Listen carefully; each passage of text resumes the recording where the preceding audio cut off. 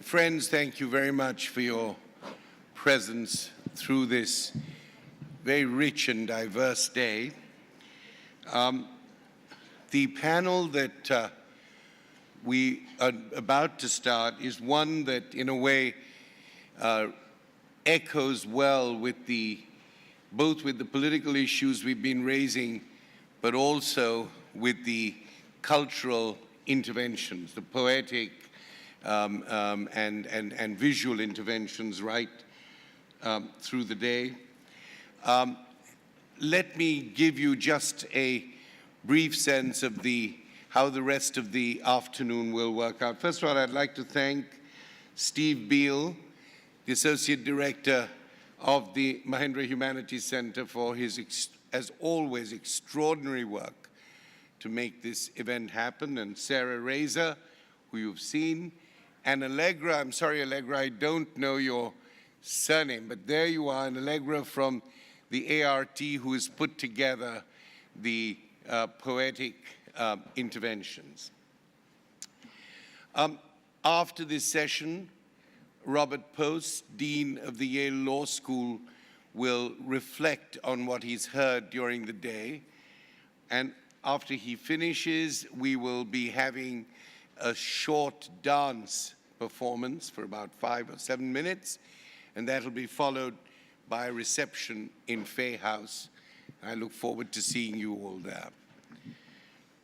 Our panel today consists of 3 fascinating and indeed wonderful people. Peter Brooks, who is the Sterling Professor Emeritus at Yale and now the Andrew Mellon Foundation Scholar in the University Center for Human Values at Princeton, will be speaking first. Peter Brooks is teaching at the Georgetown Law Center at the moment in Washington, and we're very lucky to have you with us. He has, as you know, several publications, many of them listed in your program, so I won't read them all out. But his work, The Melodramatic Imagination, as well as the Humanities and Public Life, most recently, was really a signal contribution to the debate on the humanities and its historic contributions and its political destiny. Let me introduce all 3 people, then we can start. Sarah Cole is chair of the Department of English she is chair designate of the Department of English and a professor of English and comparative literature at Columbia. Her focus is on British literature in the modernist period, and the author of 2 books, At the Violet Hour, Modernism and Violence in England, Ireland, and Modernism, Male Friendship in the First World War. She's at the moment working on H.G. Wells, and it was my good fortune to sit beside her at a lunch where she talked to me about her H.G. Wells project, and we talked about Virginia Woolf, and I thought it would be wonderful to have you with us today. Sarah, thank you for being here. And finally, my friend and co-teacher and co-graduate student at Oxford, not so many years ago, just a few years ago, Peter Sachs is the John P. Marquand Professor in the Department of English here at Harvard. He has written on the English Elegy, 5 books of poetry, and has now made a remarkable career as an artist, and his paintings are widely exhibited in solo shows. They've been bought by the Metropolitan Museum, the Boston Museum of Fine Arts, and the Fine Arts Museum in Houston. He has made and remade himself many times, and this afternoon, I'm sure he will give us something which is both beautiful and enlightening. May I ask you, Peter, to take it over? Thank you. Thank you, Homi, and thank you for organizing this extraordinarily rich day for all of us. This probably will seem quite discontinuous with what's gone before, yet I hope will also, by its end, appear continuous in a deeper sense. I'm not an historian. I want to talk about what I see as some contemporary attempts to deal with the coming of the war and its meaning. And in fact, I find that I begin with the very quote from Henry James that Drew Faust quoted in part this morning. It seems to me that the coming of the Great War as the destruction of high European civilization was nowhere better imaged than in James's letters from early August 1914. To give just one example, this to Howard Sturgis on August 5th, the plunge of civilization into this abyss of blood and darkness by the wanton feet of those two infamous autocrats is a thing that so gives away the whole long age during which we have supposed the world to be, with whatever abatement, gradually bettering, that to have to take it now for what the treacherous years were all the while really making for and meaning is too tragic for any words. Sigmund Freud was less prescient. Like so many others, he at first expressed patriotic solidarity and saw the war as a skirmish that would soon be over. But by March of 1915, he had changed his mind, not only on the duration of the struggle, but on its whole meaning. He wrote, "We cannot but feel that no event has ever destroyed so much that is precious in the common possessions of humanity, confused so many of the clearest intelligences, or so thoroughly debased what is highest. Science herself has lost her impartiality.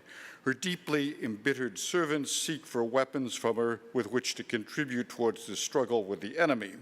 Anthropologists feel driven to declare him inferior and degenerate. Psychiatrists issue a diagnosis of disease of mind or spirit." Freud, the European, the traveler, the amateur archaeologist, laments the loss of a new, wider fatherland in which he could move about without hindrance or suspicion, a Europe of comfortable train travel and tourism, which has now been completely destroyed. Now, in this short essay from which I've been quoting, essay of 1915, Thoughts for the Time on War and Death, Freud notes that the progress of civilization, Kultur, is based on much self-restraint, much renunciation of instinctual satisfaction. So the collapse of civilization in war convinces the individual citizen, quote, of what would occasionally cross his mind in peacetime, that the state has forbidden to the individual the practice of wrongdoing, not because it desires to abolish it, but because it desires to monopolize it like salt and tobacco. A belligerent state permits itself every misdeed, every such act of violence as would disgrace the individual. So we're back with Hobbes and his claim that the state must hold a monopoly on violence, yet even worse, since Leviathan here permits himself disgraceful acts of violence. And I'm sure that you detect that we're already on our way to the diagnosis of the much later civilization and its discontents written on the threshold of the Nazi drive to power. Now, the fall from civilized behavior, of course, suggests to Freud that the level of instinctual renunciation demanded by high bourgeois European culture could not be maintained. What Freud calls the unceasing suppression of instinct in the domain of sexuality results naturally in neurotic disorders. Elsewhere, the pressure of civilization, quote, is shown in the perpetual readiness of the inhibited instincts to break through to satisfaction at any suitable opportunity. And he continues, anyone thus compelled to act continually in accordance with precepts which are not the expression of instinctual inclinations is living, psychologically speaking, beyond his means, and may objectively be described as a hypocrite, whether he's clearly aware of the incongruity or not. So I think Freud and James present really similar verdicts on the coming of the war. The life of culture of high European civilization lies somehow beyond humanity's means. Its hypocrisy bound to end in this unleashing of savagery on a heightened scale. Millions of Europeans join in hating and detesting one another. As Freud says, all individual moral acquisitions are obliterated, and only the most primitive, the oldest, the crudest mental attitudes are left. Now, this lament, close to the end of part one of the essay, Thoughts on the Time for War and Death, prepares the leap of part two, where Freud comes to his truly radical analysis of European self-destruction, what he calls the disturbance in our attitude towards death. It's a sinuous argument that follows, touching on the history of the world as a series of murders of peoples, and on the murder of the primal father, detailed, of course, in the contemporaneous Totem and Taboo. Along the way, the everyday massive experience of death and war pushes through the standard denial of death. I want to just cite the conclusion of his argument here. He says, war strips us of the later accretions of civilization and lays bare the primal man in each of us. It compels us once more to be heroes who cannot believe in their own deaths. It stamps strangers as enemies whose death is to be brought about or desired. It tells us to disregard the death of those we love. Should we not confess that our civilized attitude towards death, we are once again psychologically living beyond our means, and should we not rather turn back and recognize the truth? Would it not be better to give death the place in reality and in our thoughts, which is its due, and to give a little more prominence to the unconscious attitude towards death, which we have hitherto so carefully suppressed? And he ends by revising the adage that if you want to preserve peace, prepare for war. It becomes here, if you want to endure life, prepare for death. Now, this is not yet, but it's on the way to becoming what he'll discover in his work with veterans returning from the war and suffering from what was then called shell shock. That is, the death drive.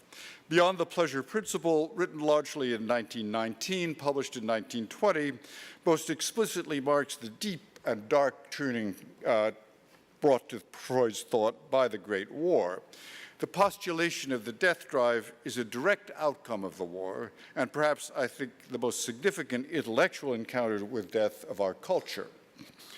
Studying what he calls the war neuroses, Freud found that the dreams of shell-shocked veterans returned over and over again to the scene of trauma, which contradicted his original wish fulfillment theory of dreams. This suggested to him that there might be something more primitive that lay beyond and under the pleasure principle.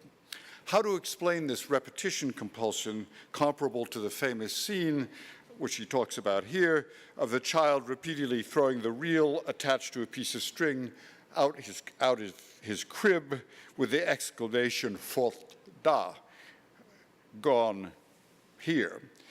I can't trace the whole long meander of Freud's analysis. It comes to the conclusion that beyond and underneath the pleasure principle lies the death drive, more primitive, silent in its destructive workings, opposed to the pleasure principle, which is here reconceived as eros, a force that binds all living things together. Yet ultimately, the death drive does the work of the pleasure principle in relieving the organism of excitations and leading it back to what he calls primal quiescence. It is the experience of the Great War that finally leads Freud to this very melodramatic expression, "The aim of all life is death." Now, the death drive, of course, continues to divide psychoanalysts today, who on the one hand reject it as an unseemly aberration in Freud's thought, and on the other hand see it as absolutely fundamental to the constitution of the human subject. Its controversial status has in part to do with its invisibility. You don't see the death drive in the same way you see the pleasure principle. In fact, the one visible example of the death drive lies in sadism. In his earlier work, Freud had seen sadism as a component of sexual life. Here he asks rhetorically, but how can the sadistic instinct, whose aim it is to injure the object, be derived from eros, the preserver of life? Is it not plausible to suppose that this sadism is in fact a death instinct which, under the influence of the narcissistic libido, has been forced away from the ego and has consequently only emerged in relation to the object? In other words, to parse that rather complicated sentence, sadism is the death drive turned from within the organism to be directed outwards to the destruction of others. It only then becomes part of erotic life in a next stage as the familiar ambivalence of love and hate. Freud has thus found a visible example, though what he calls a displaced one, of the death drive in everyday life. Aggression and destructiveness are as constitutive of humans as love. Now, I'm not going to talk here about the further arabesques of Freud's thought in this amazing essay, which will end with the evocation of Aristophanes' myth of the androgyne in Plato's Symposium as the only available explanation of sexual difference and erotic drive. What interests me most in today's context is the discovery of sadism as independent of eros, and in fact derived from the death drive in the wake of his work on the traumatic experiences of the Great War. Had he rewritten the essay of 1915, Thoughts for the Time on War and Death, in 1920, I suspect that sadism as the primal force of destruction might have played a large part in it. I'm not, of course, claiming that he discovered sadism in 1920. It's very much part of the 3 essays on the theory of sexuality in 1905. But what he's done is rederive it, no longer from sexual life, but now from the death drive. Now, here I want to leave Freud for a moment to turn very briefly to Proust, a writer who, like Henry James, at once at the outbreak of hostilities understood the cataclysmic dimensions of the war. Millions of men are going to be massacred in a war of the worlds comparable to that of Wells because the Emperor of Austria thinks it advantageous to have an outlet onto the Black Sea. He wrote in a letter of August 2nd, 1914. Like Freud, Proust did not need the war to discover sadism, which memorably emerges in the key scene of the first volume of À la recherche du temps perdu, set at Montjouvin between Mademoiselle Vinteuil and her friend. Sadism, as the narrator tells us at that point, as the living manifestation of the aesthetics of melodrama. Still, sadism comes to the fore in a much more determined way in a passage close to the end of the Recherche, added evidently late in the compositional process, a passage about nighttime Paris during German bombardment in the war. This comes during the protagonist's second return from his sanatorium to Paris, supposedly in 1916, and his entry, seemingly by chance, but we know what to think of that, into a hotel that in fact turns out to be Jupien's male brothel. It's here that he will discover through a peephole the Baron de Charlus chained to his bed like Prometheus to his rock, taking savage blows from a whip enhanced with nails administered by his valet Maurice. Now, we might think this a matter for disquisition on masochism, but that's not what we get. Proust actually at this point talks about sadism, considering masochism, I think, merely a subset, the inverted form of a larger force or drive, which is sadism. For Charlus, the narrator tells us, pleasure didn't exist without, quote, a certain idea of cruelty, of which I hadn't before measured the full force. Then, explaining Charlus's disappointment and exasperation by the evidently simulated cruelty of his hired tormentors, we're told that even authentic thieves and assassins would not have satisfied him because they didn't speak their crime. They don't discourse of it.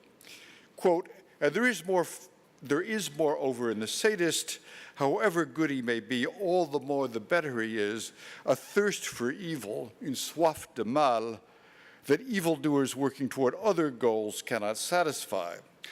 Now, as I read this, it makes sadism an independent moral condition, so to speak, one that is not derivable from eros, really has nothing to do with pleasure. It rather stands closer to the death drive.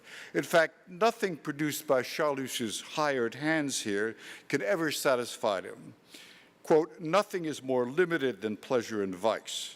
one can truly say in this sense, in altering the sense of the expression, that one turns always in the same vicious circle. The grim pun suggests the problem. Vice cannot satisfy the sadist because it really has nothing to do with his destructive urge.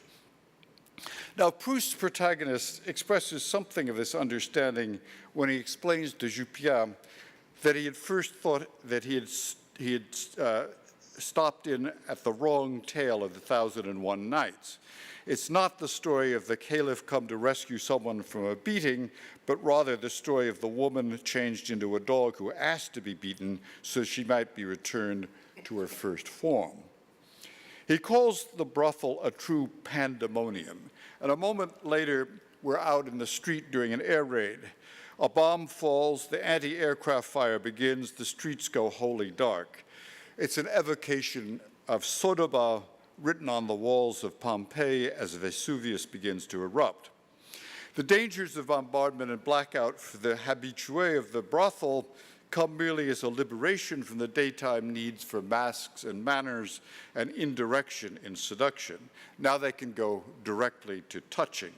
Quote, celebrating to the volcanic rumblings of the bombs within a Pompeian bordello, secret rites in the shadows of the catacombs. Charlus, we are told a few pages later, only affects to fear the German planes, not because he really felt the shadow of a fear, but in order to have the pretext when the sirens began to wail of hurrying to the shelters of the métro, we hoped to find pleasure in the night with vague dreams of medieval dungeons and oubliettes.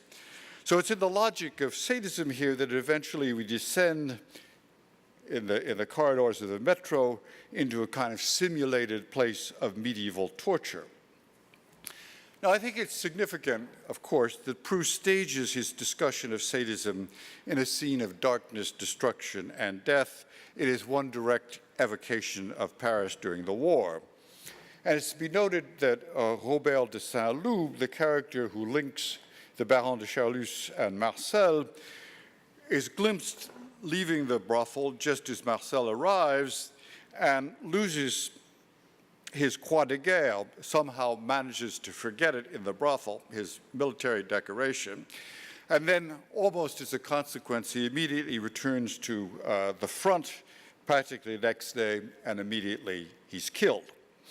I'm not trying to make of Proust here an adept of Freud, but rather to suggest that, among other things, the context of the Great War brings into the open for both of them this problem of sadism as an entity and a conception.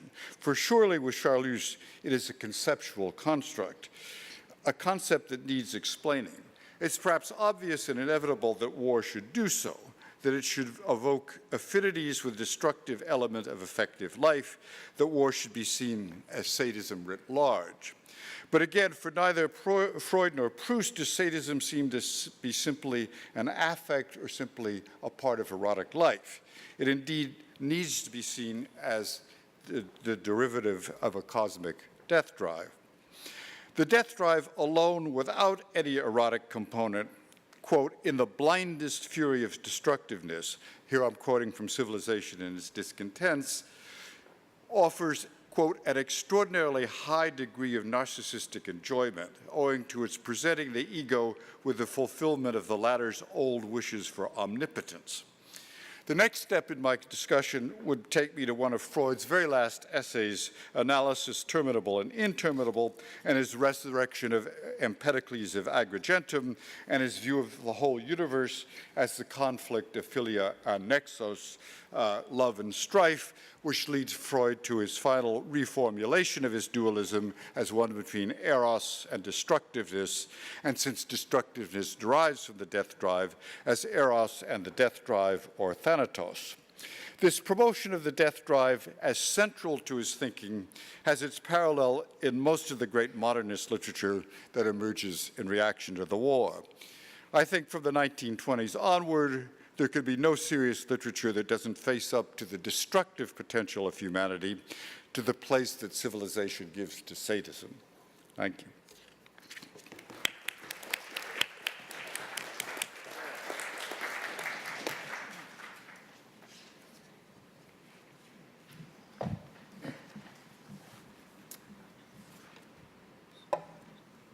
I too want to thank you, Homie, for bringing us all together and for your wonderful contributions and introductions and questions, and to the Humanities Center here. And Drew Faust gave us a solid few hours of her time this morning, which was lovely and impressive.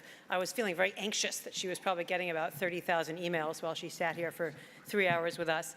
And especially just an extra thank you to Sarah Razor and also Suzanne Smith, who have made this such a smooth and lovely event, I think, for many of us. Though the topic is not lovely, the experience has been. I have a handout. It should be coming around. I hand it to you. I have it handed out with some hesitancy. I always tell our job market candidates to beware of their handouts, which are often more interesting reading than the talks that they or we are giving. So I ask you, please, not to just get too absorbed in what's written there. We will get to it. My approach today is, I guess we could say, to think small, and then perhaps we can move out to some of the larger questions that have been animating the conversation all day. Why speak not they of comrades that went under? The poet Wilfred Owen asked, of those soldiers who, quote, from existence brink ventured but drave too swift to sink. Why speak not they? It's a question as old as the war itself, perhaps as old as war itself, and it's fostered a critical commonplace familiar to all students of the war's literature, that for all the range and power of the writing that poured out from the trenches, there remains something fundamentally incommunicable about the experience of modern warfare. And Walter Benjamin's always cited phrase, men return from the battlefield poorer, not richer, in communicable experience. The famous combatant writers of the First World War, of whom Owen was one, made this problem of diminished or impaired language, all quiet on the Western Front, or incurable sores on innocent tongues, one of their central claims, as they sought both to convey the nature of the war as they had lived it, and to stress the seeming futility of that project. And futility, indeed, is one of the great themes of the war. Frederick Jameson, in a breathtaking little essay in which he declares that only a handful of situations, I think he says there are 8 of them, constitute all war literature, sees the primary determining factor in such commonality, quote, the suspicion that war is ultimately unrepresentable. And Jay Winter, our own Jay Winter, has written of silence as one of the war's salient cultural legacies, paradoxically a great force of expression. To put it slightly differently, one of the war's organizing features was the perception of a gulf between combatants who had been there and experienced its many horrors, perceptual disruptions, and potentially long-term traumatic passages, also, though, its sublimities, and those at home who, from the point of view of combatants, seemed absolutely cut off from these hard realities, whether balefully or blessedly. Naturally, it was language that stood most to mediate these differences, and the soldier who chose to speak for the patient men who fight, in Siegfried Sassoon's phrase, claimed a position of authority. The writers who found voice in the war were fired by a sense of mission, that their story was desperately needed to prevent what Robert Graves named in a 1917 poem, the next war. Not so much an event one might prophesy, but a configuration. What will happen if the thought structure around war does not change? And so the drama is organized. We cannot speak adequately, we must speak, which is also Samuel Beckett's formulation. We want to enlighten, we scorn those who still need enlightening. And the stakes in all of this are high. The problem of communicability is not only literary and not at all abstract. Today, as in 1918, for some soldiers, the transition back to domestic post-war life never gets adequately bridged, stranding the veteran in states of loneliness, frustration, debilitation, or rage, and in the worst cases, leading to violence. These are all very familiar patterns, worked out in literature, journalism, film, and other media since the First World War, and emerging with great resonance in recent decades in such burgeoning fields as memory studies. So we've come far, both in registering the language conundrums canonized by First World War combatant writers and in working against and around the way mass violence erases and silences individuals, peoples, populations, and pasts. What I want to do today is to return to the moment of war itself and to ask what happens to these large questions of war, language, and agency when the people doing the speaking and writing are not combatants, but civilians. The voice of the soldier is moving and important to me, and I think to many of us in this room, but he's not the protagonist of the story I want to solicit today. Instead, I want to think about what kinds of expressive urgencies and dilemmas were worked out by those behind the battle lines, many of whom had as strong a sense of the moral, psychological, and aesthetic importance of getting this right as their combatant peers. The very concept of civilian came prominently into view in the First World War period. A civilian is a category of person defined in relation to war and at the same time as outside of its action. Most simply, the civilian is any person not in military service, but in the war years, it was the non-combat role that was felt as normative. And it's hard to overstate the importance of the civilian as civilian in the moral life of the 20th and 21st century, and this has come up in the more historical panels several times. Her vulnerability, a stark reminder of the West's utter failure to live up to its own ideals, which centrally include the protection of non-combatants from war.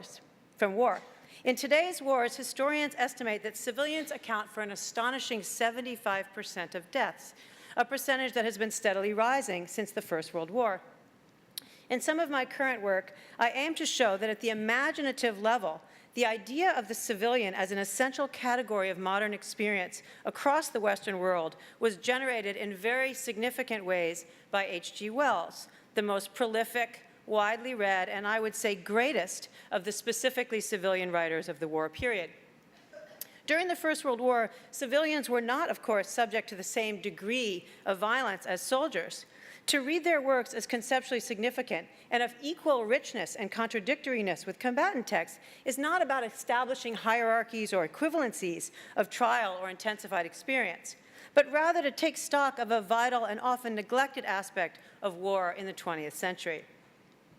As a way into this alternative realm, or alternate realm, I'm going to read passages from 3 texts, each written by a non-combatant writer of the war. In each, the writer is working out something like first principles for a representation of the war that can meet ethical and aesthetic demands of truthfulness, given the structure of distance that defines the non-combatant in relation to the field. These are works that are deeply invested in the large goal of creating alternatives in thought and language to the juggernaut of war's always renewable idioms of glorification. And in this, they share common ground with the recognized combatant writers, though in other ways, the civilian position establishes unfamiliar tenets, often startling or jarring. So the first passage, could I have the first slide? The first passage is from Wells, H.G. Wells, from his 1916 novel, Mr. Britling Sees It Through. Forgotten today, I want to say utterly forgotten and long out of print, Wells's novel was a sensation at the time. It was a phenomenon. Sales went immediately through the roof in England and America when it was published. It went through 29 printings in its first year alone. It was translated around the world, including into German in 1917, and it was read by both civilians and soldiers in astonishing numbers. The novel spoke very powerfully to the wartime public and remains really compelling today, in part for the prominence it gives to the civilian experience of war. The second passage belongs, by striking contrast, to Virginia Woolf, and hence its every comma has been lovingly studied. Among other roles, Woolf has come to stand as the preeminent civilian modernist who have made marvelous innovations in writing the war from the position of outsider. The passage itself comes from Jacob's Room, her third novel, published in 1922 while she was still relatively unknown, and while the war was in many respects still raw and its meanings very much in contest. The novel never names the war, nor narrates the tragic death of Jacob, which is its endpoint. Sorry, spoiler alert. Yet in its own idiom, it is a heartbroken, furious indictment of war and its cultural authority. And the last passage of the 3 comes from Mary Borden, a Chicago heiress who worked as a nurse in a French hospital unit throughout the war. Not only did she work there, but she funded its operations.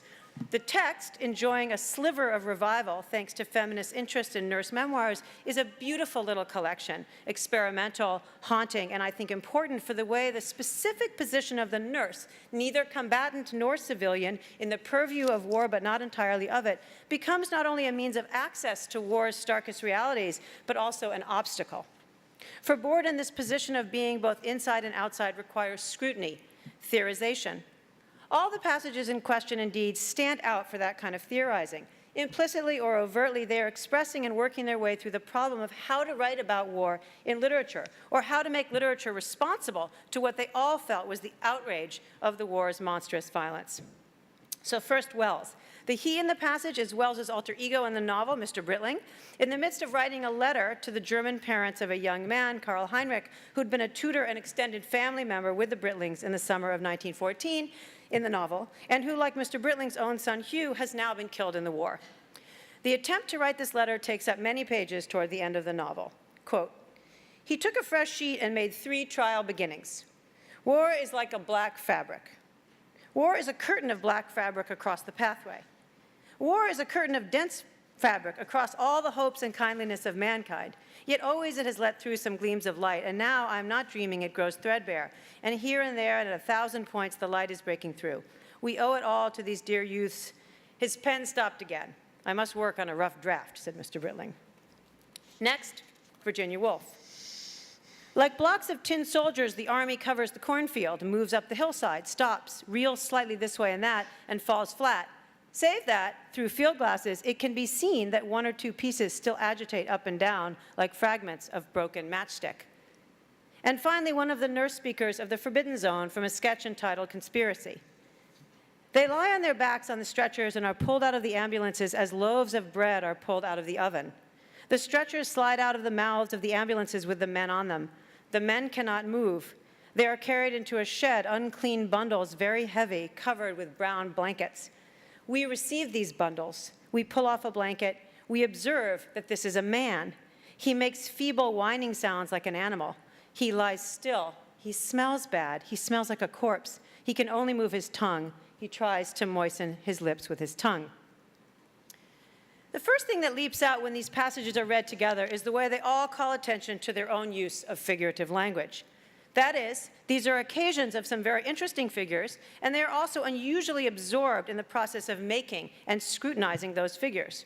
Most overt is the Wells passage, which displays before us the operation of writing one's way into the great question, what is war, through a series of war is formulations, laying bare the perhaps banal work of getting the sentence into the right terms. If there's a disjunction between the writerly work of struggling to find the right metaphor and the accurate sentence formulation and the exalted topic at hand, war, Wells wants to show that the two get fleshed out together. Such self-scrutiny is also suggested in more impacted form in the sequence from Jacob's Room, whose initiating premise, like blocks of tin soldiers, the army covers the cornfield, is interrupted by the phrase, save that. The substance of this emendation is the different view that comes through field glasses. In other words, the field glasses are literally present within the passage. We have to conjure an imaginary viewer watching this military exercise, who then lifts the binoculars to her eyes and sees something new, but are also a metaphor for the process of seeing in new ways that is the project of this little passage, of the novel more generally, which was Woolf's breakout in terms of style, and ultimately of modernism. Through these magnified lenses, though, one sees something that then demands another simile, like fragments of broken matchstick. And I was so interested to hear Jay Winter use the metaphor of matchsticks at one point in his presentation earlier. So the passage, in other words, seems to show an endless regress of necessary similes, with each perspective requiring another likeness rather than settling the matter. Mary Borden's narrator is less directly present as an authorial shaping voice, but the passage calls attention to its operations in a different way, because the similes are so jarring, even embarrassing. The injured soldiers who have arrived at the field hospital are pulled out of the ambulances as loaves of bread are pulled out of the oven. And then later, more unsettling still, the man makes feeble whining sounds like an animal. Both of these likes, the bread and the animal, drain away at the central humanity, not to say manhood, that should define these wounded soldiers, and so push especially hard on readerly expectation and on the traditions of war writing. In another sketch, Borden writes, quote, there are eyes, eyes of sick dogs, sick cats, blind eyes, eyes of delirium, and mouths that cannot articulate, and parts of faces, the nose gone or the jaw. There are these things, but no men. Here, the similes of bread or whining animals do similar work, always seeking the right way to make this unreal, awful situation true in its essentials. Figuration and these passages are all so centrally, as I've been suggesting about figuration, is the basis of literary language. To be able to write, they lie on their backs on the stretchers and are pulled out of the ambulances as loaves of bread are pulled out of the oven, is to be able to exert a particular kind of pressure on the experience or situation.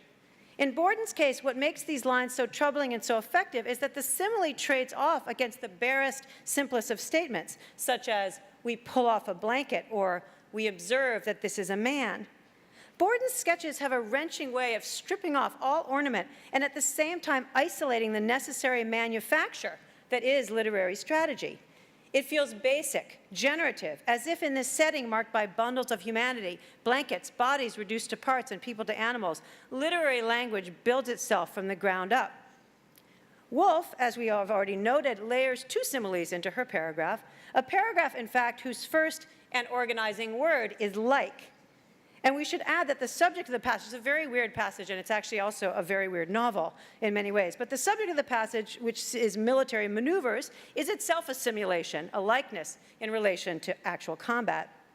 It is notable, too, in a novel that makes much of the history of war as it has come down through Western culture from the Greeks, that the Homeric structure of choice, the Epic Simile, is here used to depict soldiers as toys or broken matchsticks, as if to say that from the word like, we need immediately to be on our guard, need to be ready to see through the simile as we see through field glasses to a different view, not the one that has traveled to us from the plains of Troy, to use one of the novel's arresting phrases.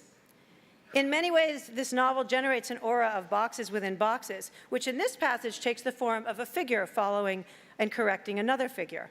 Also, we might just note in passing the blocks described in the passage, which mirror the way the novel itself is organized in little blocks of text.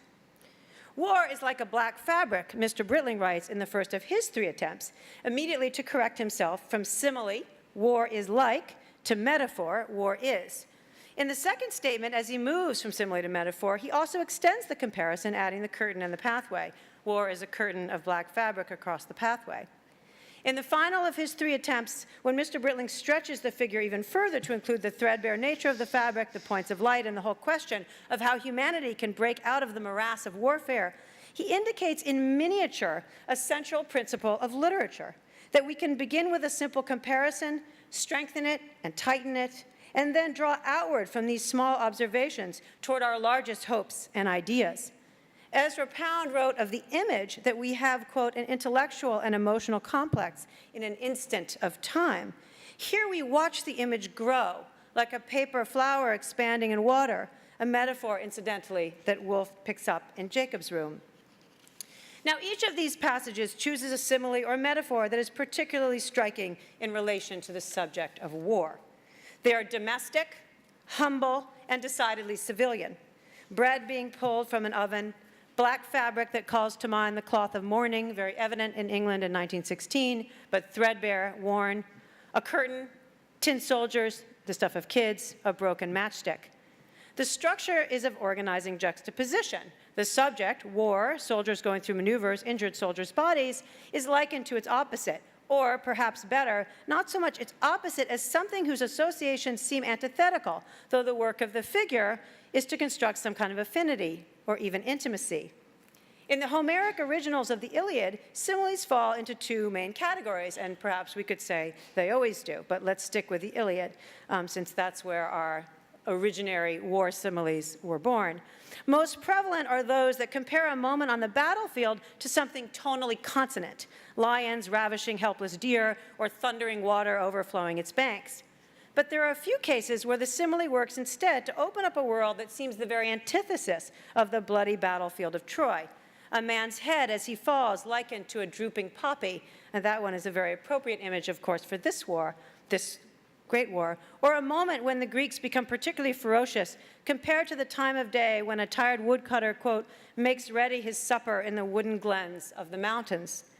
All of the passages we are considering opt for this second mode. In the Borden sequence, her very deliberate use of a comparison linked to women's domestic work seems to proffer nursing as a continuation of domestic care, those healing functions so desperately needed in this maelstrom of injury and trauma. Earlier in the essay, she likens the work of nurses and doctors to mending men's bodies as a tailor mends clothes. Perhaps the violence of war finds as its loving antidote the domesticity of the scene of care, except, of course, that it doesn't. He makes feeble whining sounds like an animal. He lies still. He smells bad. He smells like a corpse. Far from standing apart from and against the brutal and senseless violence of the war, these literary punctuations of the scene of carnage with a reminder of domestic comfort seem almost sinister and certainly ironic. And after all, the men are the bread, baked and ready to be eaten. If anything, there's a Gothic quality here, certainly more than a Eucharistic or sacrificial one. The whole gendered structure of war is under pressure in the Forbidden Zone, and even in this modest passage, Borden is ready to oversupply women's metaphors in order to undercut them quite starkly. For Wells, what is at issue in the extending and correcting of the figure is not only the exposure of the writer at work, but more specifically of the civilian writer. And again, by civilian, we mean not war, but defined by war. The civilian writer at work on a text meant to intervene in the cultural understanding and support of the war. It is a letter from one civilian to two others, from English parent to German, meant to jump over war's enmities, its essential structure, in the interest of the future. If there's a scavenger hunt for the apt expression, it is one with a special urgency, one Wells himself, like his protagonist, saw as the unique burden of all of us at home. All of Wells's war writing is highly aware of its and his placement away from the front. It is a space, perhaps, where a certain kind of war work can be undertaken and accomplished. Woolf's comparison to real soldiers, to tin ones, is, of course, deflationary, but also a reminder that the continuities we can forge through simile have an analogous continuity in the world beyond the text. In a novel consumed with war's inevitability, sweeping its young men out to death with all the inexorability of a gust of wind, and with the powerful encouragement of the whole Western tradition, the role of toy soldiers in real boys' imaginations is no small thing. This foray today is necessarily brief. To conclude, let me see if I can follow from these passages to generalize a bit about civilian articulations of the war. Certainly, as one would have intuited in non-combatant writing of the war, the problem of distance is the animating one. So much depends on distance. The need for field glasses, which in turn yield not accuracy so much as a different kind of figuration. There is no absolute view, except perhaps in a statement like, "We observe that this is a man." Intimacy, then, bears simple facts of the body. These emerge as clarity, yet immediately bump back into the problem of expression. And even more, the suggestion that these different literary usages are perhaps not really the important question anyway. Borden's writing, like many combatant texts, wrestles with troubling ethical dilemmas about participation, including, in her case, the question at the heart of non-combatant writing, and I think this is true of all of these non-combatants and many others. What is it for? If it is not aiming primarily to convey the experience of war from the inside, and attempting instead to bring to bear the observations of the outsider or the special position of the insider-outsider, how do we do that without somehow competing with the soldier, encroaching on his earned authority? And Mr. Britling sees it through. The protagonists in his circle, far from war in their snug Essex village, are soon exposed to its violence and disruption in a variety of ways. And this bridging of the distance between home and trench is the vital ethical drive of the novel. In this respect, the novel is representative. For Wells and for many others seeking a language that can do justice to the civilian experience, the relation of there to here, far to near, them to us, violence to peace, vulnerability to safety, are not stable, fixed entities. They are mobile, and a level of intimacy across their distances is both prevented by the structure of war and necessitated by it. I think, in fact, that with what each of these passages documents is how intricate the literary effort needs to be, as if the deepest recesses of the literary work, what I've elsewhere called in the context of violence more generally, its nerve center, are activated by these transactions across the civilian-combatant divide. Distance yields proximity, produces distance. One hears in such movements the call of form. And certainly in the case of Woolf, her experiments in finding new formal arrangements to make literary sense of war were far-reaching and have continued to impress readers 100 years later for their combination of emotional depth with distance, a kind of balance between powerful feeling about the horrendous waste and barbarity of war and the cool, deft control of the modernist author. In their different registers, each of these passages reminds us that any account of war will have to engage not only with language in some abstract sense, but with a language of war, a category that ranges from glorification, associated in the World War I generation with classical learning and a patriotic romanticism, to the hard stare at a mangled body. Mostly, though, what these non-combatant words show is that the work of imagining that falls on those looking at war from one or another distance is torturous, imperfect, unresolved, and perhaps unresolvable. And yet it makes a demand on us, one that has to be met, and met as the very primary, central, and motivating fact or feature of writing. Woolf declared in the context of a later war that, quote, "thinking is my fighting." Borden laced her book with agonized and agonizing questions as if to challenge her reader to try to answer them. And Wells spent many decades trying to convince his worldwide audience that they and he owned the task of forging peace. This was a weight that fell squarely on their civilian shoulders. It is ultimately a matter of participation and of action. To give oneself voice is to say, I too have been part of war, and I too have a role to play in the greatest and most elusive of all efforts to end war once and for all. Thank you.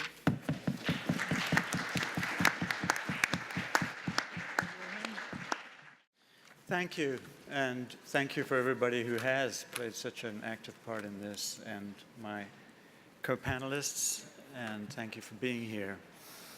I'm not going to present a written paper. I'm really going to try to offer some images and some poems that may allow us an experience of what people were trying to make under the most terrible of circumstances, many of these being works created at the front or in moments of recovery from the front.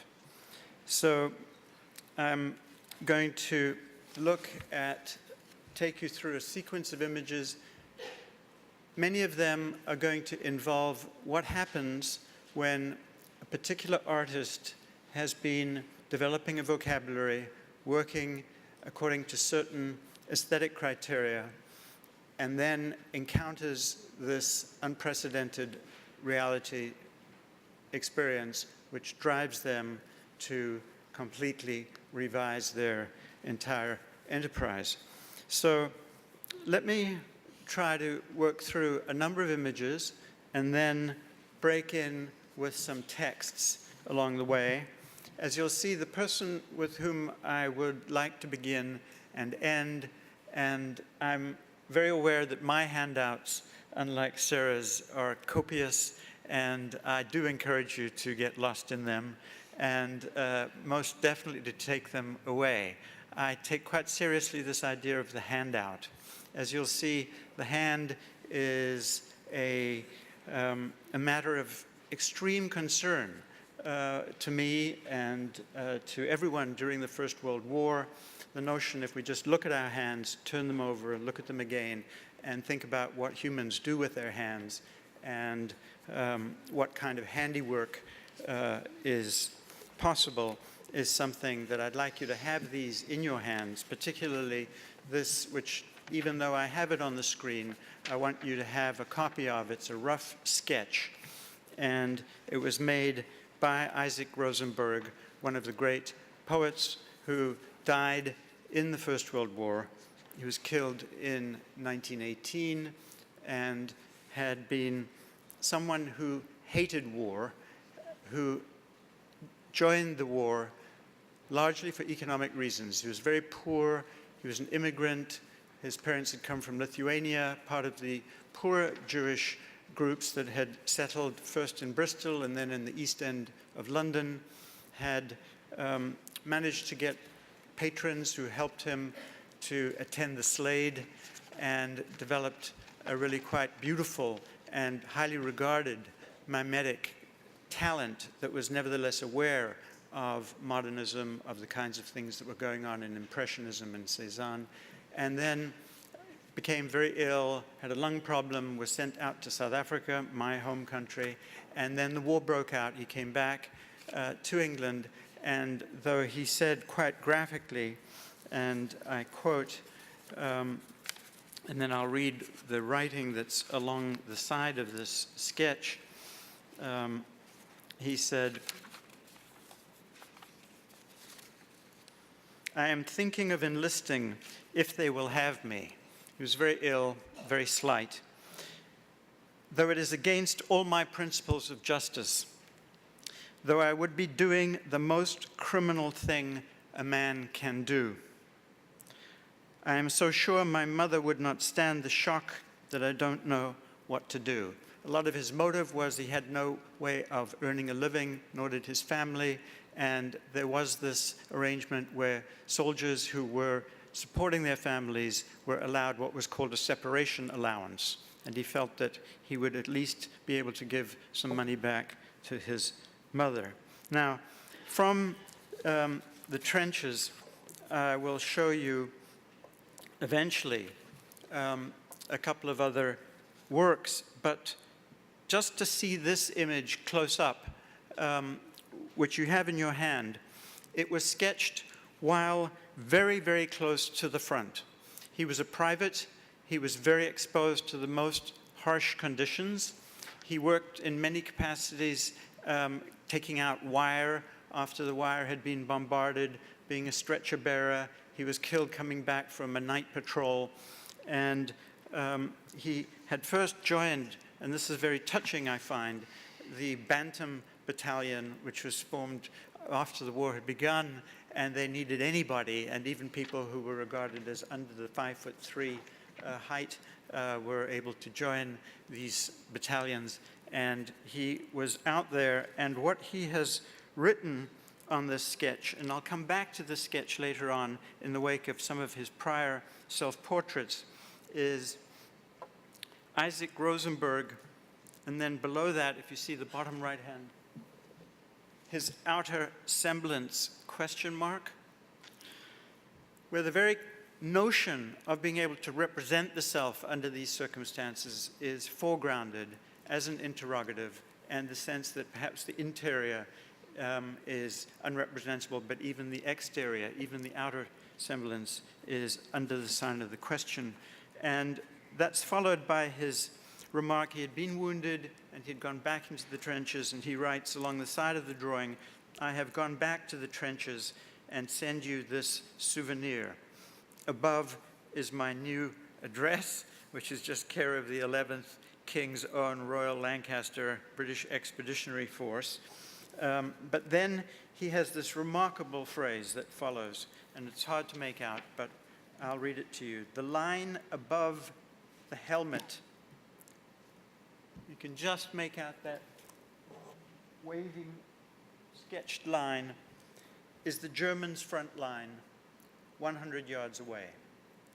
Now, I'm interested in what is exactly happening as the representation of that German line, the stripped down, minimalist representation of an entire landscape that has been reduced to a single tentative line, is that close to the helmet, and how the line of the helmet relates to the line of the German front, and that delicacy and even fractured nature in which that double line doesn't quite create a cohesive line for the top of the helmet, and begaze that strangely quizzical, shy, but knowing glance is something that he arrives at during the war, and it's one of those works that he sends home as he sent home his poems.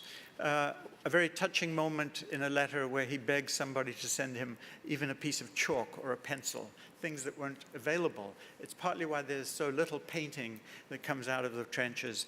Obviously, one can't set up one's easel unless one's an official war artist, such as people like Paul Nash and Nevinson and others. But the stripped down delicacy, the exposure, the nakedness, the flimsiness in some ways. Yes, that's a helmet, but look at how much empty space on the page it occupies. I'll come back to that in a while, but the poem that I would like to read, because I'm not going to get through the amount of material that I have and would like to have it in front of us and in our ears, is a poem that is Xeroxed at the back of this handout, and it is his perhaps most famous poem, Break of Day in the Trenches. Rosenberg was, of course, a profoundly gifted poet and painter. It is important to realize that at the same time he was trying to make large, ambitious, epic, symbolic dramas called Moses, Lilith, the Unicorn, that were trying to think about the entire history of civilization and the possibility that the human race would be extinguished. And yet he was not able to make, and this is important, those symbolist dramas work. Why? Because my view is, one of the points I'd like to make today, is that the war, in terms of the questions of representation, brought about the end of a certain kind of symbolic code that operated not just linguistically, but even in one of the reigning aesthetic movements of the late 19th century, namely symbolism. And why was symbolism no longer capable of dealing with an empirical reality that resisted being transcended and universalized and brought into something that had a widest range of application, when the particulars, the individuals, the wound, this person, that piece of their body made a particular claim that resisted even this poppy as opposed to the Homeric poppy. All of these relations between the particular and the general, the contingent and the symbolic, are all at stake in the modes of representation. And I would like to read this poem and then take you through a few images and then call a stop. I will want to refer to Mary Borden. I had no idea that Sarah was going to be bringing her up, but I do think I would like to stress that this is a writer whom one must read. The Forbidden Zone is a remarkable text. It was only published in 1929, largely because the prose sections were censored. They would not allow that naked representation of the horror of the front, and she was only 10 miles from the front, but in a way, the distinction between civilian and combatant was never been so slight in terms of the combat that was being fought in those wards and in those operation rooms, where 3 at a time surgeries were occurring with terrible circumstances. I've given you some Xeroxes of some of the transcriptions of the actual conversations that were going on, and it's very experimental work there. This is somebody who had taken Whitman to the front. But in reading Borden, particularly when she's reporting dialogue in a very unornamented way, you feel that you're somewhere between Whitman and Beckett. And I urge you to see in your own time the transcriptions of her section called The Operation Room.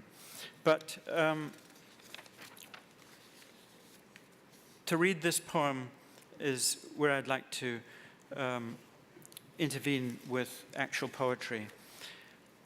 Break of Day in the Trenches. And notice the title. When you look at the title of poems from the First World War, there's a very common feature, which is that part of the title refers to something generic, traditional, a recognizable form.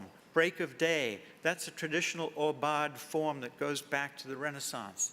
And many poems are written celebrating the break of day. So to write a poem called Break of Day would be to be within this extraordinary, long-lasting tradition, and yet to juxtapose in that same title, Break of Day in the Trenches, right? It's like Easter 1916. What are those collisions between the ritual and the particular historical, calendrical, or specific place? Break of Day also is, of course, the title of a poem of John Donne's. One of the books, a beautiful study could be made of the particular books that soldiers had in their knapsacks, whether it was the Germans carrying Rilke, or the English carrying Shakespeare, or carrying Donne, or carrying George Herbert, or George Eliot. There's some beautiful accounts of people saying, I hope I don't die before I finish reading this next chapter of George Eliot. I mean, there's extraordinary engagement with literature.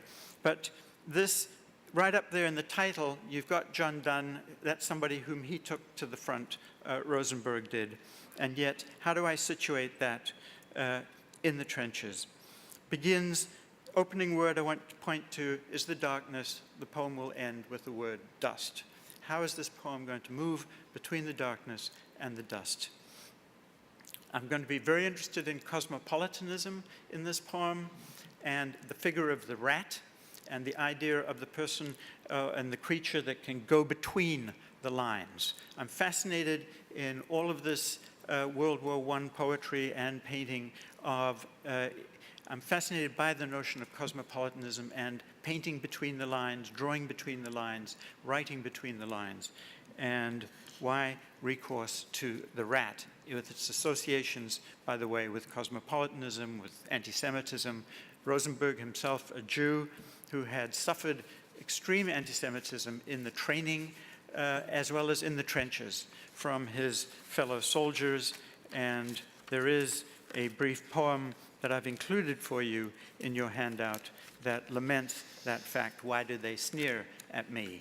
And so that this relation to the rat is going to be something important. The darkness crumbles away. It is the same old druid time as ever. Only a live thing leaps my hand, a queer, sardonic rat, as I pull the parapet's poppy to stick behind my ear. Droll rat, they would shoot you if they knew your cosmopolitan sympathies. Now you have touched this English hand, you will do the same to a German soon, no doubt, if it be your pleasure to cross the sleeping green between. It seems you inwardly grin as you pass strong eyes, fine limbs, haughty athletes, less chanced than you for life, bonds to the whims of murder, sprawled in the bowels of the earth, the torn fields of France. What do you see in our eyes at the shrieking iron and flame, hurled through still heavens? What quaver, what heart aghast? Poppies, whose roots are in man's veins, drop and are ever dropping. But mine, in my ear, is safe, just a little white with the dust. Now, if I had time, I would like to read through that poem very carefully, and perhaps in the question and answer period, there'll be a moment where we can return to it. But I do want to take this little trip through. I wanted to put that poem out into the space that we share this afternoon first, and then come back to it. Let me go through some images, but that is a self-portrait of Rosenberg. And if I go forward, I'm very glad that there was an image of Mary Borden as a nurse, because part of the story of the war is the movement from, I've moved away from the mic, thank you. Yes, the movement. From entire conditions of living to unprecedented ways of appearing, not just in one's dress, but in one's entire relation to those around you. So the glamour of this millionairess from Chicago, educated at Vassar, had gone to England, and then became caught up in the war effort as a volunteer who, as Sarah was saying, not only went as a nurse with no nursing experience, but then funded and actually ran one of the most effective nursing stations in the entire Western Front, with one of the lowest mortality rates, although the mortality rates in that hospital were horrendous. This is the cover of the book that I mentioned. She did publish. These were both poetry and prose. The prose, as we were getting a piece of, is very experimental, very harsh, very fractured, very deliberately fragmented. As she says, if these seem fragmentary and confused, that's because I was that way. And there's no attempt to try to create some aesthetic larger order that would integrate these. They are amputated pieces of language that represent these stark moments of disruption. And this cover, ironically, it's a dry point by Percy Smith. It's interesting that Percy Smith had, in the prior years, this is the kind of contrast involved, had made one of the first time-lapse photographs of the growth of a flower. So somebody who had paid very close attention to the natural world is now depicting this particular wasteland on the cover of this book. Some of the poems were published in Poetry magazine during the war, 1917, the great poem called Song of the Mud, but the prose was held up until 1929, and this is a copy. These are some passages which I won't have time to read, but I invite you to do so in your own, on your own, and I might refer to some of them. I'm going to introduce three persons whom I think of as people that I want you not to forget from this afternoon, because we all know so many, the Wilfred Owens, the Sassoons, the Graves, those figures, but Mary Borden would be one. Another whom I think of as immensely important in terms of the First World War's effect on subsequent culture, in this case, the war's effect on surrealism, is a young soldier, Jacques Vachet. This is a photograph of him, and interesting background, his father had been an army officer. He had been taken as a child to Vietnam, where he had first experienced, and I know that some of the interests this afternoon and this morning have been in the globalization and the imperial dimensions of the First World War, but he had seen what the cruelties of French colonialism and French imperialism were, and he had, as Rosenberg had, a great antipathy to the kinds of conduct that were leading to aggressive imperialism, colonialism, the exploitation of others. And he went, nevertheless, to the front, and his letters that he wrote to André Breton became the text. It became an almost sacred text amongst the Dadaists and the Surrealists. And everybody from Duchamp all the way through were Apollinaire, Cocteau, very influenced by this man who had an incredible capacity to break through the crust of prior civilization in ways that I would like to just mention one or two of. This is him, and this is where he met Breton in a hospital. He had a bad leg wound. Breton, as you remember, was a medical student who was working, and here again, as with Freud, as with Rivers, there's an interesting story about the relation of what the effect of the war was on medical as well as psychiatric thinking. But Breton encountered Jacques Vachet in that hospital. He went back to the front. He was an interpreter. He worked with the British Expeditionary Force. He was a baggage master, but he also saw very close-up horrible sights. And he began to keep in his letters these sketches, which were at once absurd, ludicrous, caricature-like, cartoon-like, and yet there was a kind of poignance about the nakedness and the exposure of these minute figures under the force of passing shells.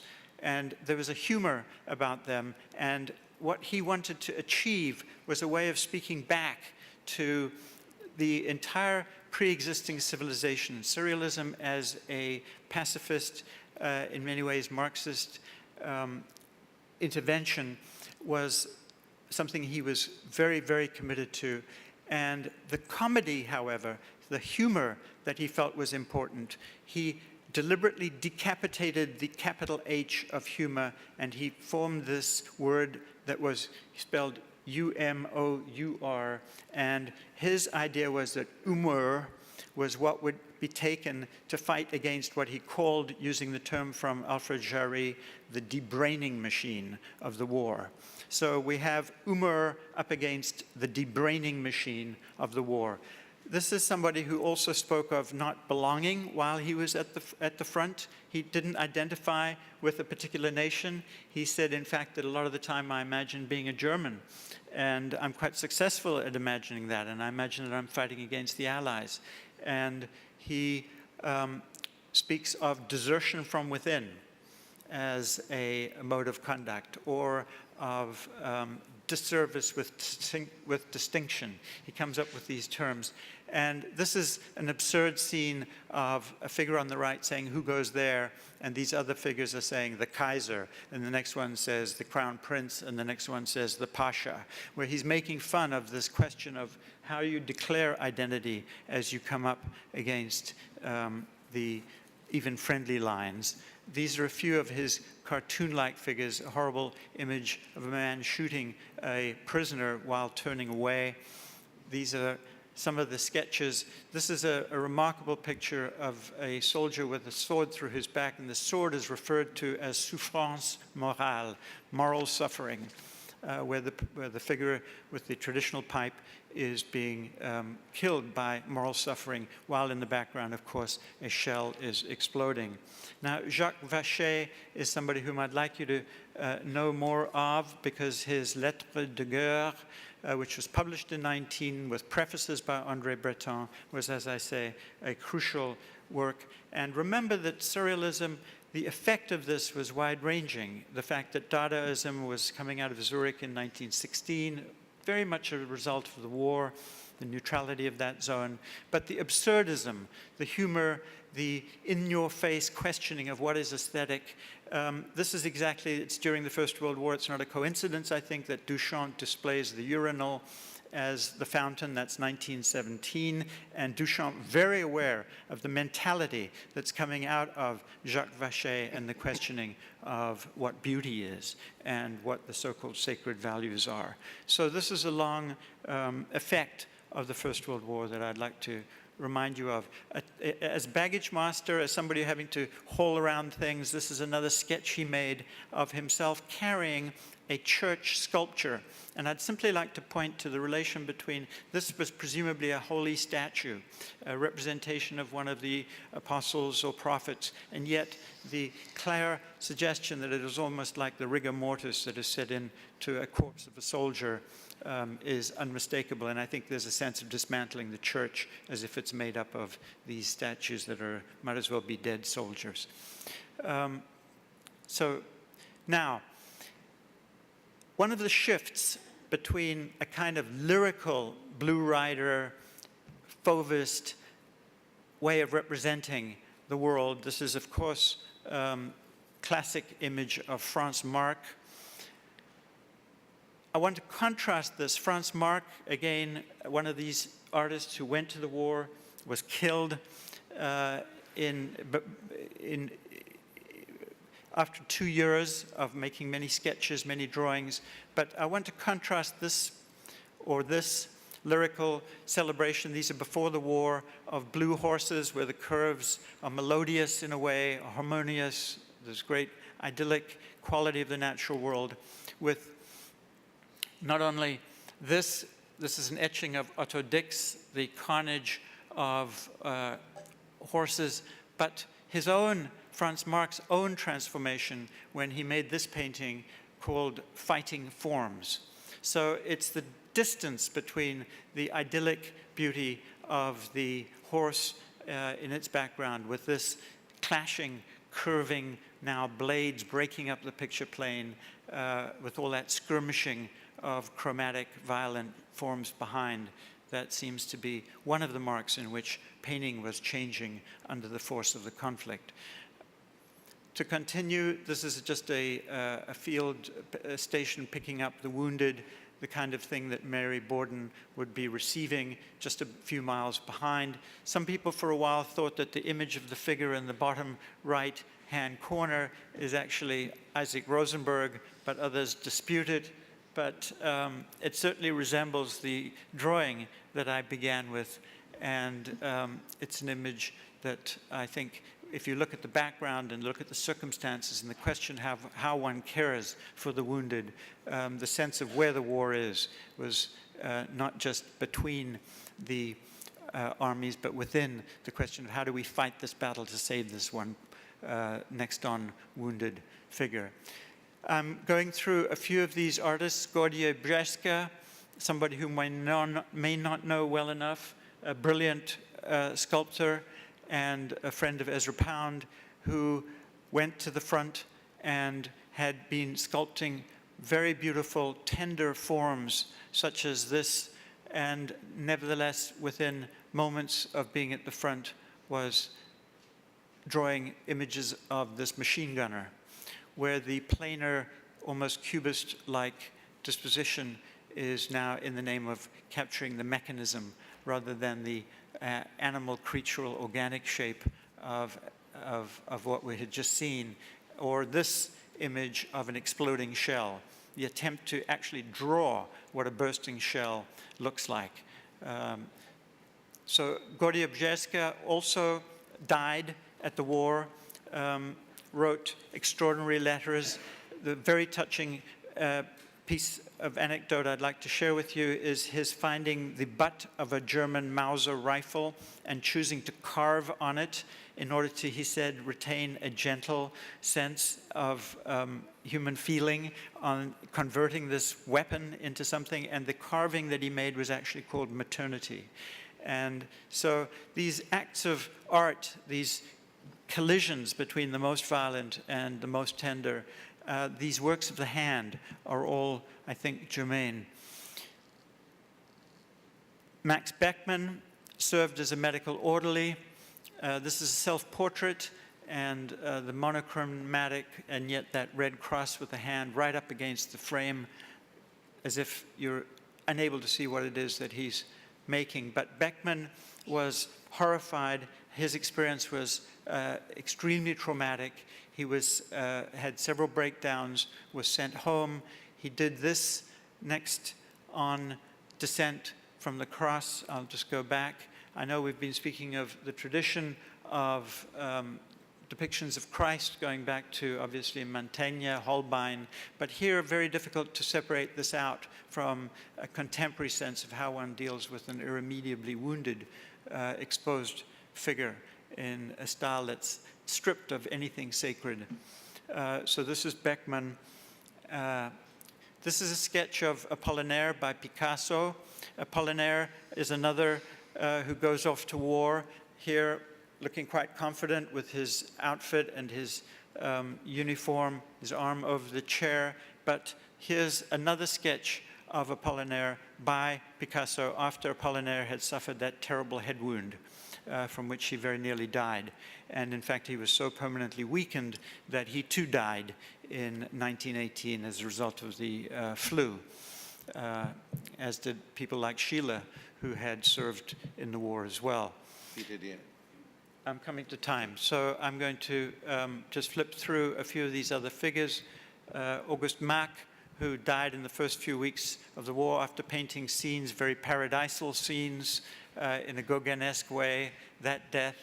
Nevinson, somebody who Sarah has on the cover of a book, an exploding, a bursting shell. But what interests me here is the turn from the geometric attempt to control the depiction analytically of that bursting shell with a painting that he did very soon after seeing firsthand the dead on the battlefield. And this, believe it or not, is by the same artist.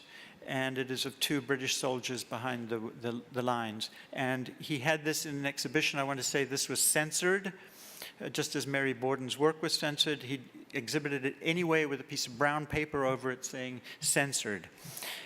Which in a way is the sort of beginning of installation art or conceptual art, or the understanding of what the protocols of exhibition and everything are.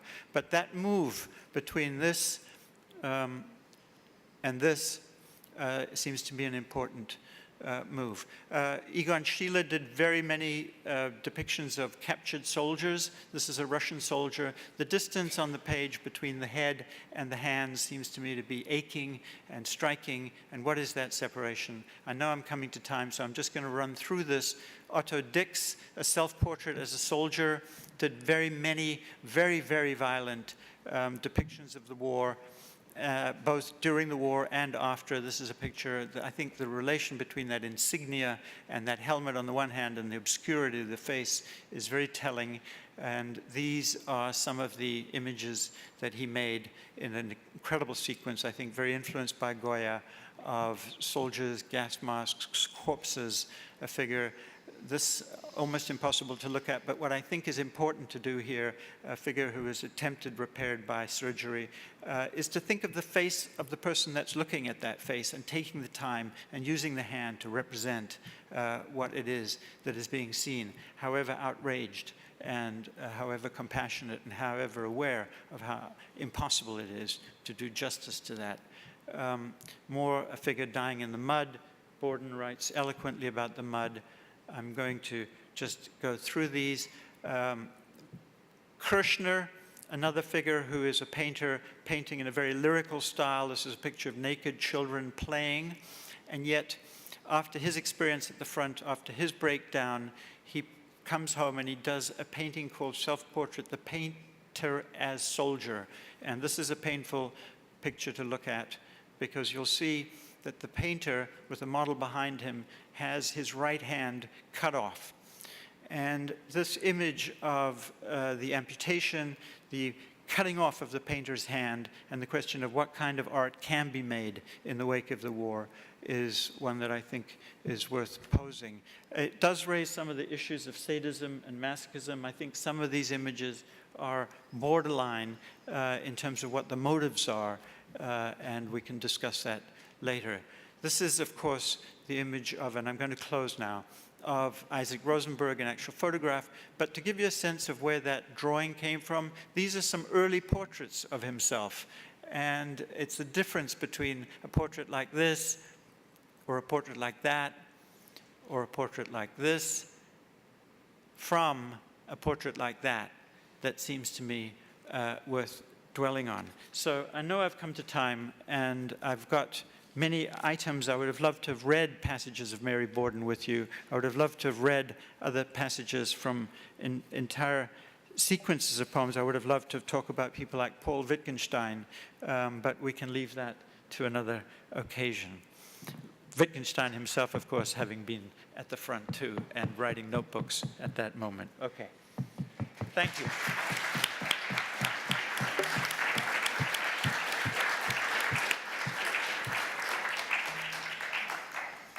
Well, thank you very much. I think there are three very different kinds of presentations, but if I had to pull a thread between them, I would take the very early phrase that Peter Sachs used, which is the confrontation by these different thinkers, psychoanalysts, writers, to some form of unprecedented reality. The recognition that there is something unprecedented. It's not even quite clear what it is. As you say, it's clear what it is historically. It's not that clear in the practice, in a way. And that's what I think the three talks are trying to do, is to grapple with the figuration of what kind of practice would we use to deal with this unprecedented reality. Peter, in your case, of course, the argument was that suddenly, not suddenly, but in the process of the war and reflecting on the war, Freud flips the drives round and sees the importance, the huge importance of the death drive. The death drive comes to it really becomes a kind of a major theme. And of course, the problem with the death drive is, you say, it's unrepresentable. But what it is, but the way in which the death drive represents itself is in a particular movement, repetition. And it's the repetition that creates both the anxiety of the trauma and in some way, the ability in some way to make the trauma representable. So it's both anxiety and articulation at the same time. And I think that's a very interesting way of setting the stage for what then follows through the other two talks. And of course, you do name something through Proust about the preeminence of the death drive now. You know, the notion of life read through death, and that is the figure of sadism. And of course, the figure of sadism is itself ludic, is itself a representation, is itself presented through Charlus as a certain kind of transaction, as a game. And that brings me to what you were talking about, which is how do you find the figure of war? What is the figuration of war? Because it is like the death drive itself, and its double articulation, anxiety and the possibility of articulation. For you, when, as I understand it, Sarah, the question of writing, to write the problem becomes a problem. But to write the problem, you actually have to use a figuration, and figuration is only likeness. So likeness creates the instability in the production of these figures that you talk about. And then the interesting move there, as I thought, as I heard it, was that this form of writing you call civilian articulation. But just as with Freud, in the moment of war, he begins to see the great overwhelming power of the death drive. You take the notion of the civilian and show that it is, you cannot simply talk about it in terms of the civilian and the military or something. Civilian and citizenship itself becomes a liminal reality, which is why then, when you talk about civilian articulation in these texts, there's always a view from the inside and the outside. Again, a kind of dramatic ambivalence in the very articulation of war as figure, as war as figure. And finally, Peter, the Rosenberg poem, I think, is in a way, and the Rosenberg portrait and poem is in the center of your work. And if indeed we have the preeminence of the death drive and repetition coming to the fore with sadism as its particular coloring, here we have the civilian becoming the point of articulation and a certain ambivalence, neither the militaristic nor the civilian, but something in between, neither the soldier nor the witness, but something in between. Then I think with that phrase, the phrase written about himself by Rosenberg, his outer semblance, question mark, yes, is about a certain kind of doubting of the figure of the self in evacuation and a portrait at the same time. Yes. And the poem itself moves, I think, in that way. You know, the rat, the poppy, and the dust. Yes. And the poppy as both as blood, as life, as blood, and as the memory of death at the same time. He says, I have the poppy, but mine in my ear is safe, just a little white with dust. You know, the ash and the light together. So these are the ways in which at least I could make sense of the three very different presentations, and I hope you don't think I've misrepresented you, but drawn a thread across the three. If you would like to respond to anything I've said, we can do that now. We can open up to the audience, because I think by 5:30 we need to close. Can we? Yes, please, Peter. Introduce yourself.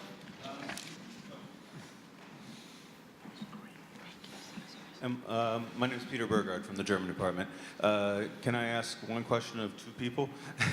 I wanted to ask Professor Brooks, do you see sadism as the only childhood perversion from the three essays on the theory of sexuality that Freud pulls out and refunctionalizes for Thanatos, for the death drive later, right, in the 20s?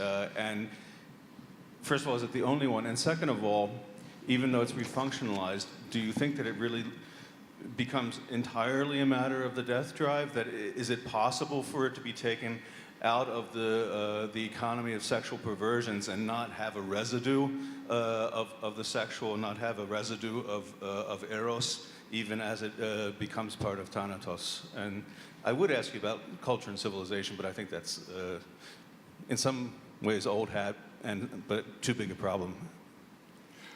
Thank you. Well, the answer to your question could take the rest of the day and the night as well. I mean, Freud is very complicated on this subject with the relation of sadism to masochism, and both of them to sexuality.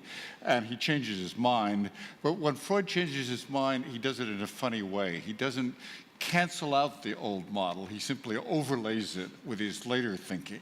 And so you would really have to go back and construct every stage. But as I understand it, what he comes to, you know, in the 20s and 30s after the First World War is essentially the notion that you have to consider, first of all, that the death drive is an independent function or instinct, whatever you want to call it.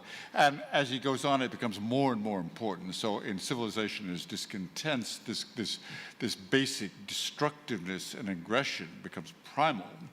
And then the sexual uses of sadism and masochism, I think, then are grafted on top of that, though he's never clear about that. There certainly is an admixture of this destructiveness in sex, according to Freud. But which is primary, which is grafted on the other is never entirely clear.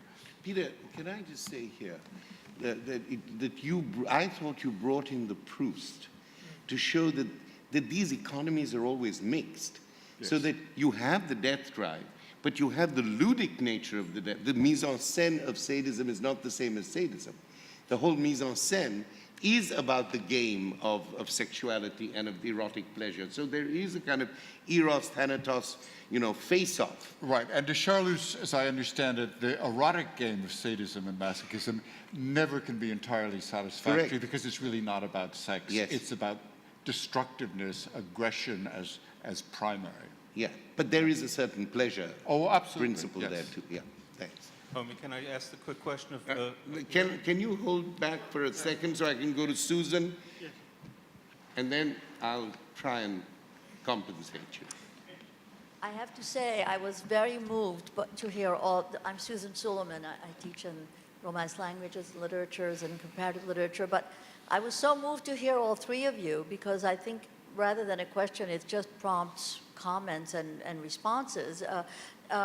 And in a way, it made me think also the whole problem of, are we going to, what do we do with this? The Adorno problem. Is it barbaric to write poetry, to think about figuration when you see also the guys in the trenches? Or is that what will remain when everything else is gone? I mean, this is an endless question. That's not what I wanted to talk about.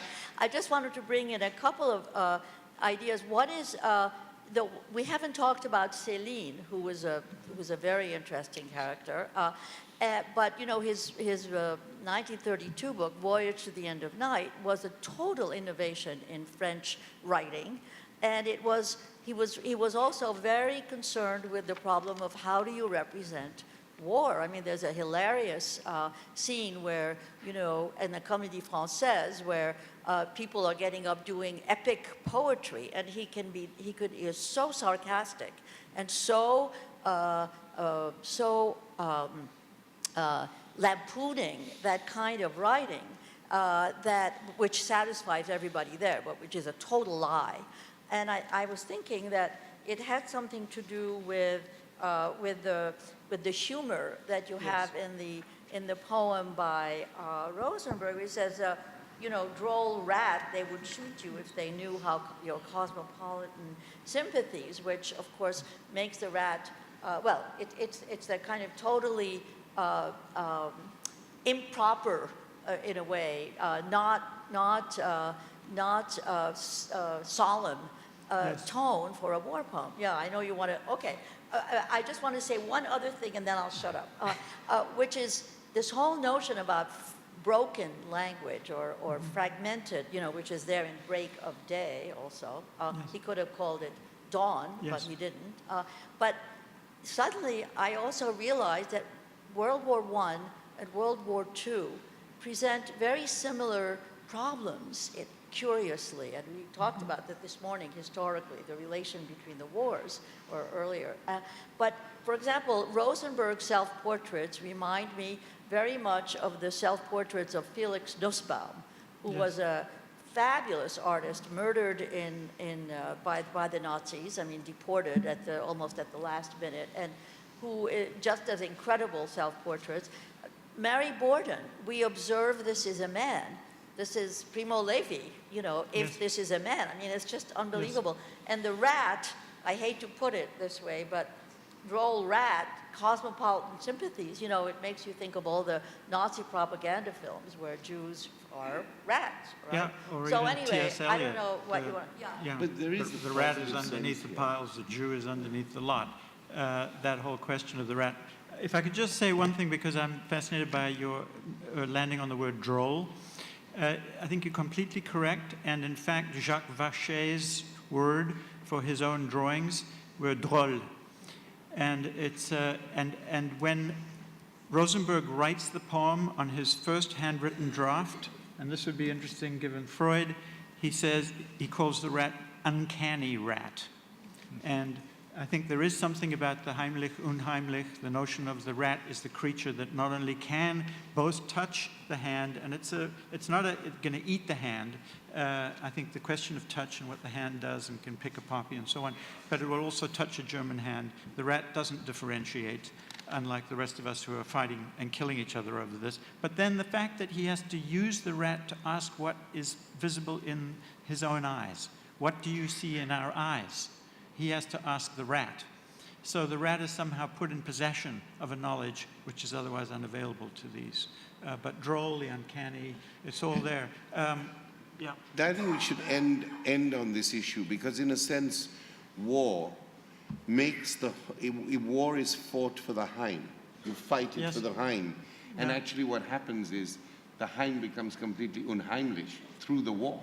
Yeah. Through war, you become unrecognizable, displaced persons, destroyed landscapes.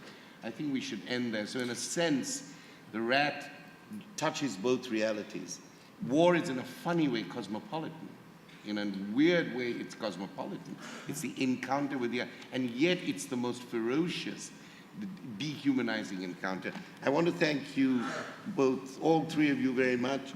Thank the audience. And may I just take a minute before we have Robert Post come up and draw the evening, draw the afternoon to a close. I would like to thank, in anticipation of the short performance we have to end the whole day, I would like to thank Julia Bunk, Allegra Libonati, and Ryan McKittrick of the American Repertory Theatre, Jill Johnson, who will be doing a very brief concluding dance for us, and Jack Megan of the Office of the Arts, and our very own Suzanne Smith, who I forgot to thank earlier. She is the person who helps us with the Mellon seminar program. She has helped us to set up much of this day. Suzanne, thank you very much. Thanks a lot. Thank you all.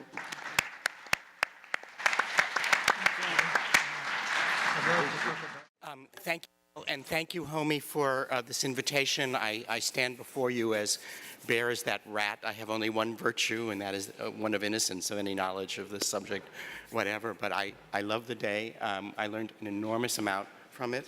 And I think to pull it together, we might draw a little bit on Raymond Carver. You know, what do we talk about when we talk about World War I? And as Martha put it in the very first panel, it really depends on the perspective from which you're asking the question. If you're going to ask, what sort of a object is it that we are analyzing here? So in the marvelous last panel that we just saw, we saw the war from the perspective of a certain tradition, let's say a Western tradition of art, in which we lose a certain set of languages, in which we can express symbols, or in which we lose certain boundaries, for example, between the civilian and the war, or in which we see a topsy-turvy world in that wonderful passage from Borden, which was handed out, in which the King of Belgium and the dunghill are juxtaposed, or in which we have a different sense of the self. Who are we as human beings? The we in that question, of course, is one of a certain intellectual tradition that cares about Freud, cares about Proust, and that's a very different tradition than the one, say, in the Levant. So we're speaking, when we speak in that last panel, we're speaking about the war as an event that affects us, and we have a very particular image of the us and of the continuity or of the rupture caused by the war. But if we think about the war now in a different way, as a global event, as an event facing outwards, and we take the theme of the general series of which this day, this wonderful day, was part, that of violence, I think one of the things we have to do is to separate different notions of violence. So we have violence on the one hand, which can be individual, it can be an individual's experience. We have war on the other hand, and then we have the kind of war which I think Charlie Mayer put on the table, I thought very movingly to me, the one that is theorized by Carl Schmitt.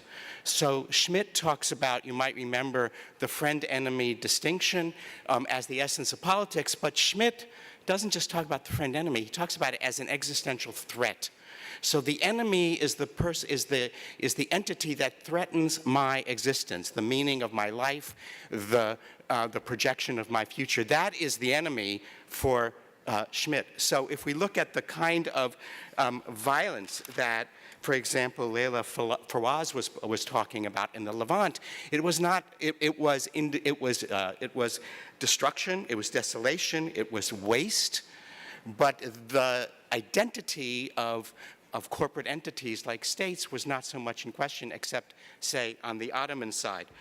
If we look at the incidents which David Lewis was putting on the table for Shota, or the various Moroccan wars, we had wars there, but they weren't Schmittian wars.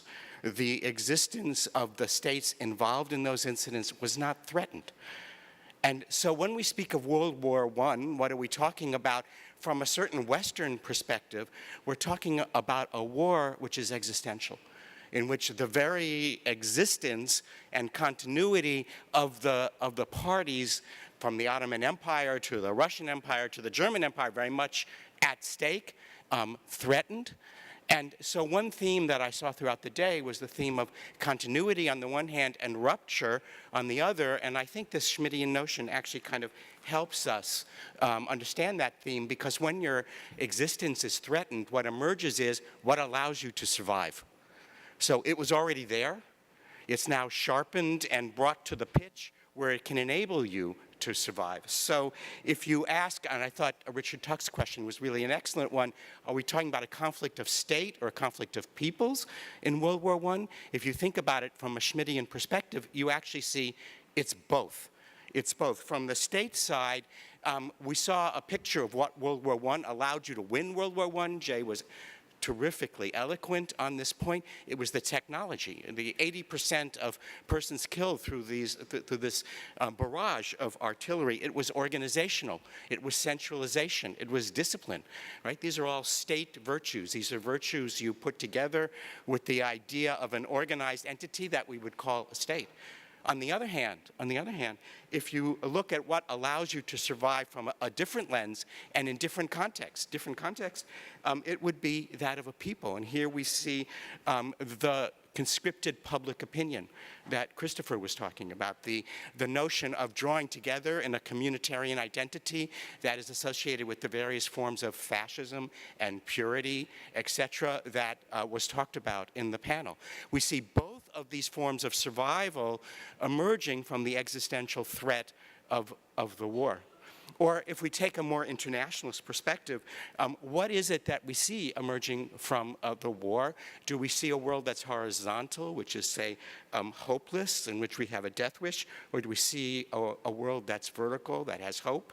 And on the vertical side, one of the things that emerges from the war, which was not very stressed by Sam in his comments, was the Caligrion Treaty, which of course outlaws war.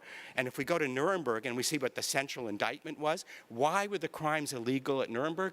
It was because they were a violation of Caligrion.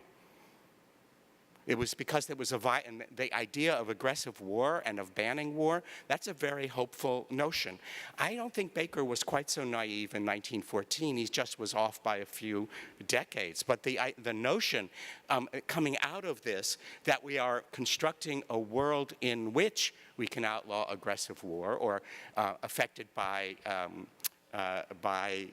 outlawing, as Ona Hathaway and Scott Shapiro have talked about, I don't think it's something that emerges equally with its opposite. The idea that this is so untamable, so threatening that we can only, as Sam put it, attack the atrocities that come out of the war.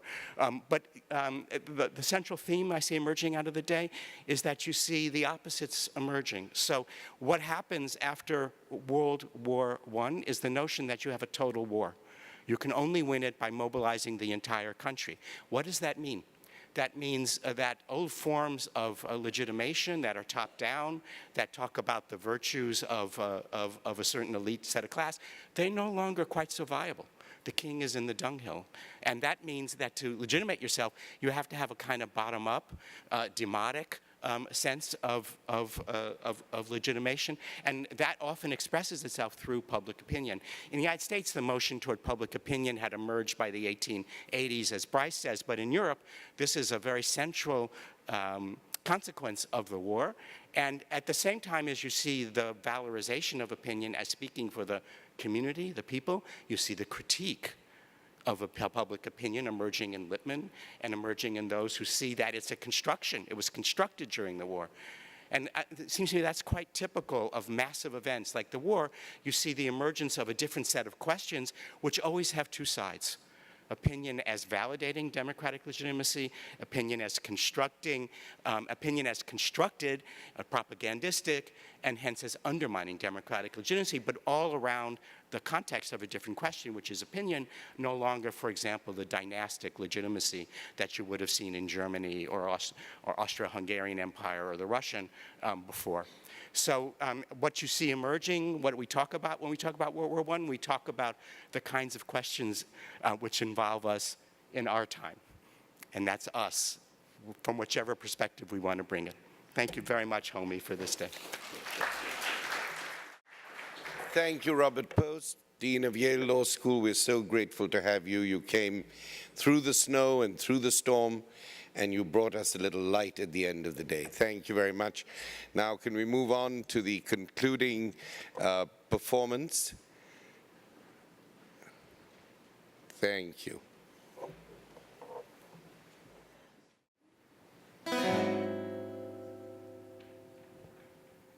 Have you forgotten yet?